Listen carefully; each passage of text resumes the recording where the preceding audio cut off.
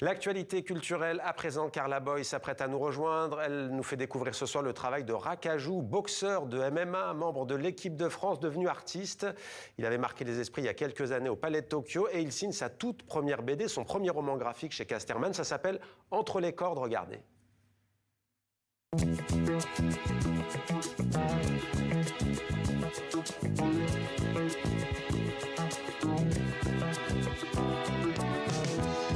When I wake up in the morning, love,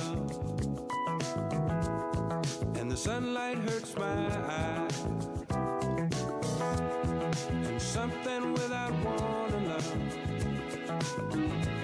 bears heavy on my mind. Then I look at you, and the world's alright with me. Just one look at you, and I know it's gonna be a lovely day. Bonsoir Rakajou, soyez le bienvenu sur TV5 Monde, boxeur de MMA, vous étiez en équipe de France et vous êtes artiste peintre. Bonsoir Carla. Bonsoir Mohamed. Qui nous apporte cette belle BD ce soir, Entre les cordes. On pourrait presque vous dire la peinture, ça ne vous suffisait plus, ça vous démangeait la BD ? En fait, pour l'histoire, c'est d'abord la bande dessinée qui ont été mes premières créations. Et c'est la peinture qui est arrivée par la suite. Et c'est vrai que là, c'est un petit peu un retour aux sources. Il y a des passerelles entre les deux. Exactement. Ouais. Ouais, vous dites ça, en fait, c'est quand vous étiez au collège. C'est ça, quand j'étais au collège, je vendais des bandes dessinées dans la cour de récré. Vous dessiniez des bandes dessinées avec un ami et vous les vendiez dans la cour d'école, c'est ça? Vous vendez des bandes dessinées, elles sont des affaires. Très précoce. Bon, et alors, comment elle est née cette histoire, hein, donc, Entre les cordes?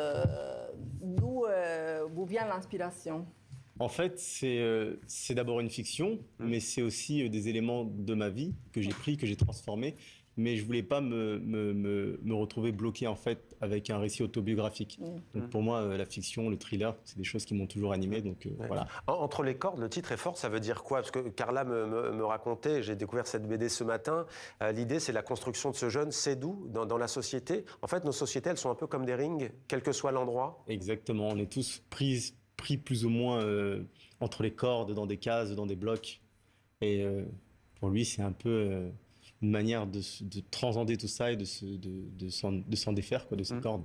Oui, et en fait, parce que vous racontez, on peut le dire ça, l'amitié entre deux adolescents de 15 ans qui s'inscrivent à une école de boxe pour faire face un peu au quotidien des cités. On est à Aubervilliers.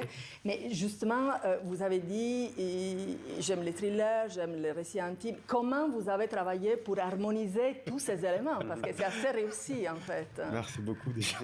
Je pense que c'est un amour pour le cinéma et un amour pour le fait de raconter des récits. Ça, c'est quelque chose qui me vient de très loin, même avant la pratique du dessin. J'aimais raconter des histoires et pouvoir les poser sur des images, c'est arrivé après. Donc c'est quelque chose au final qui m'a accompagné très longtemps. Quelles sont vos sources d'inspiration Est-ce que vous aimiez le manga On voit ce dessin assez particulier, le vôtre. En fait, c'est plusieurs inspirations. Moi, mes premiers amours, en vrai, c'est la bande dessinée franco-belge. Moi, je suis un enfant de Tintin, de Lucky Luke, de Boule et Bill, de Cédric, de tous ces genres-là. Et le manga est arrivé plus tard, en tout cas en lecture. Je suis un enfant aussi de Club Dorothée, donc j'aimais beaucoup les animés. Club Dorothée, voilà qui ne nous rajeunit pas. Car là, vous étiez en Italie, je ne sais pas si ça vous parle, mais... ça me parle un peu moins, ce sont nos dessins animés à nous. Je connais quand même. Et du coup, mes premières lectures, c'était quand même la bande dessinée franco-belge, et puis après, j'ai fait émerger tous ces univers. Et le cinéma aussi, parce qu'on voit que les dessins sont assez cinématographique, il y a quelque chose... Oui, très clairement. Comme j'ai dit, moi j'aime raconter des histoires et je pense qu'avec ce projet-là aussi, c'était pour préparer aussi potentiellement la suite, ce que j'aimerais bien. Et j'ai appris un mot grâce à Carla et grâce à vous. Rakajou, c'est votre nom d'artiste. Ça veut dire têtu, obstiné, qui ne lâche pas en Wolof.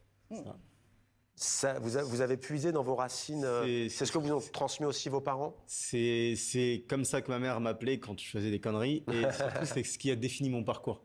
Étant autodidacte pas par choix, c'est des choses qui m'ont accompagné. C'est cette obstination qui a fait que j'ai réussi à faire ce que j'ai pu faire aujourd'hui. Et donc, entre la peinture, la boxe et la bande dessinée, laquelle vous a demandé le plus d'obstination, en fait?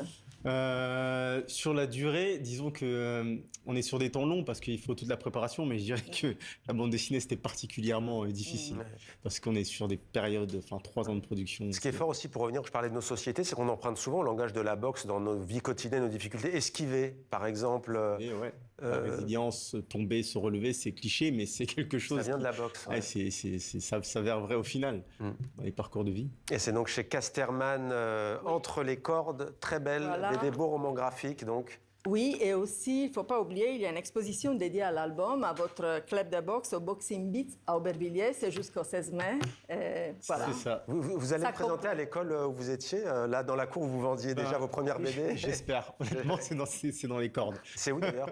C'est où? C'est Aubervilliers aussi ou pas? Non, c'est dans le 18e arrondissement, le quartier de la Goutte d'Or. À Paris, la Goutte d'Or, voilà, qui méritait d'être dit. Merci beaucoup, Racajou. Merci, Carla.